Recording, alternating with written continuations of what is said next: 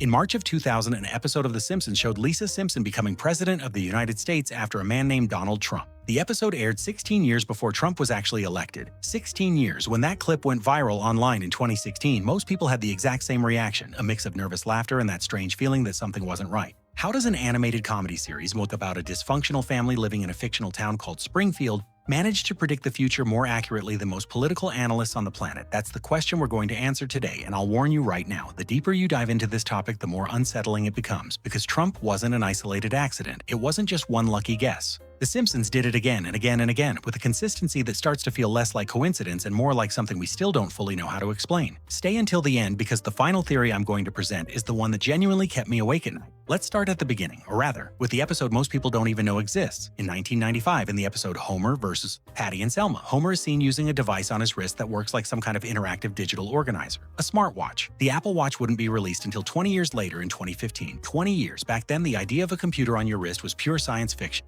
Nothing remotely similar existed on the market, and yet there was Homer Simpson casually wearing a gadget that Apple would take 2 entire decades to create and sell to the public. Funny? Absolutely.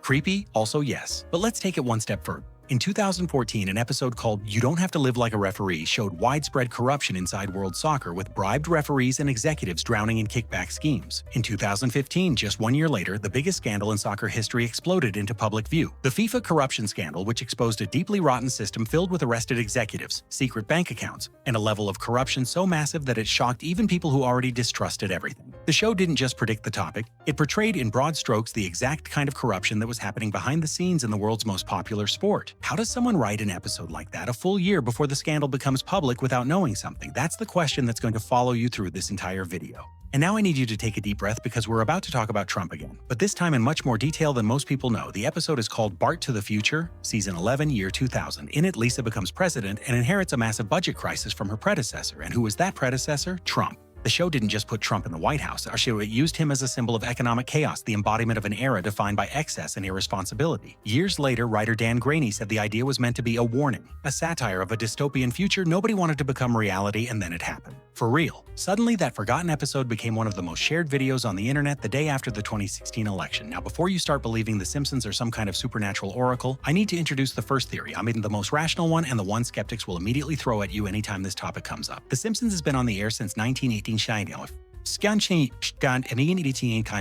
than 700 episodes, more than 700 stories, situations, fictional inventions, political scenarios, disasters, scandals, technologies, and characters. When you produce that absurd amount of content over the course of 35 years, it becomes mathematically inevitable that some things will eventually match reality. If I write 1,000 stories about the future, some of them are bound to come true. Not because I'm a prophet, but because the universe of possibilities is finite and the number of attempts is enormous. It's a solid argument. And honestly, it explains a lot of the less impressive coincidences, but it doesn't explain everything, because this isn't just about quantity, it's about specificity. The Simpsons didn't merely predict some kind of scandal in soccer, they predicted systemic corruption involving high-level executives. They didn't just predict some billionaire businessman entering politics. They specifically chose Donald Trump by name in the year 2000 for the presidency of the United States, and that leads us to the second theory, the one I personally find far more interesting. The writers of The Simpsons are not ordinary writers. The creative team behind the series included people educated at Harvard. Literally. Several writers came from the Harvard Lampoon, one of the oldest and most respected humor publications in the United States. There were economists, computer scientists, mathematicians, people deeply connected to innovation, technology, and politics. People who studied trends, read emerging tech reports, talked to experts in Silicon Valley, and followed political movements with academic precision. So when these writers imagined the future for a joke, they weren't creating ideas out of thin air. They were extrapolating from real-world trends that already existed beneath the surface. The Apple Watch didn't appear out of nowhere in 2015. Wearable computers had already been discussed in tech circles since the 1980s.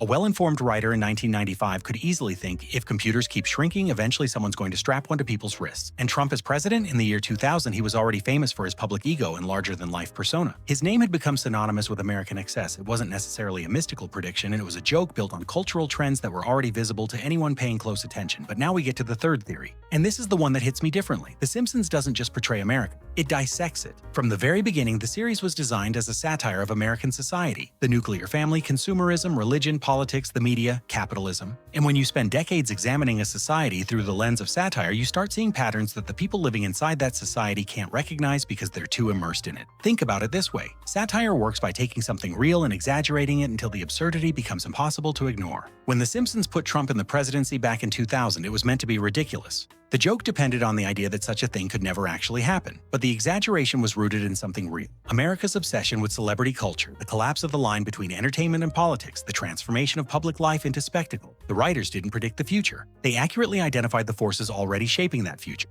and then pushed those forces to their logical extremes as comedy. The problem is that reality didn't realize it was supposed to be a joke. It's almost as if the series works like one of those distorted carnival mirrors. The reflection looks exaggerated and ridiculous, but the image being distorted is still real. And sometimes when you compare the distorted reflection to reality years later, you realize the distortion was actually more accurate than the original. Which brings me to the question I honestly don't know how to answer. Is there a point where fiction stops imitating reality and starts creating it? The Simpsons showed smartwatches to an entire generation of engineers who grew up watching the show. Was someone at Apple inspired by that imagery? I don't know. But I do know this: popular culture doesn't merely reflect the world around us, it also creates a catalog of possibilities, a blueprint of futures that people later go out and build. Maybe The Simpsons doesn't predict the future, maybe it suggests it, and suddenly what started as a discussion about a cartoon becomes something much bigger. A discussion about the power stories have to shape the real world. The narratives we consume define what we believe is possible. And when a television series spends 35 years sketching exaggerated versions of reality, maybe it's not just describing where society is heading. Maybe in some strange way it's nudging society in that direction. So the next time someone shows you another prediction from The Simpsons, maybe the real question isn't how did they know, maybe the real question is this: what if we're the ones turning their fiction into reality without even realizing it? I don't have the answer, but I'll admit something. That question unsettles me a little, and I'm willing to bet it unsettles you now too.